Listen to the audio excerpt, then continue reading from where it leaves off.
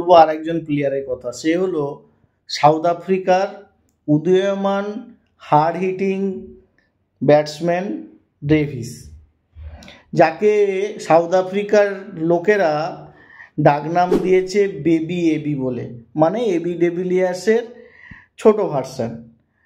কিন্তু test cricket আর টি-20 ওডিআইয়ের মধ্যে অনেকগুলো পার্থক্য আছে। টেস্ট ক্রিকেট সিচুয়েশন বুঝে খেলতে হয়, টি-20 ওডিআইতে না হয় আমি 20 বল 50 বল খেললাম, একটা 70 রান 80 রান করলাম চলে গেলাম, সেটা একটা জিনিস। পাকিস্তানের বিরুদ্ধে সাউথ আফ্রিকার হারার পেছনে সেকেন্ড ইনিংসে ব্রেভিস 50 রান করার পরে 51 বলে 51 রান করেছে, দরকারই ছিল না 51 বলে 51 রান করলেই কি ম্যাচ জিতছিল? সব থেকে বড় প্রশ্ন এখানে, অনেক টাইম বাকি ছিল, কেন দাঁড়িয়ে থেকে ক্রিজে খেলা গেল না?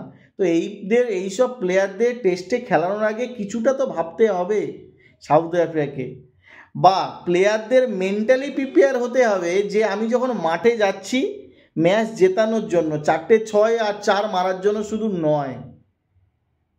জানি না পরবর্তীকালে কত বড় ব্যাটসম্যান হয়ে দাঁড়াবে, কিন্তু এই সমস্ত চিন্তাধারা মাথায় ঢোকানোর কাজ কিন্তু কোচের, কতটা ঢোকাতে পারছে সেটাই হলো সবথেকে বড় প্রশ্ন।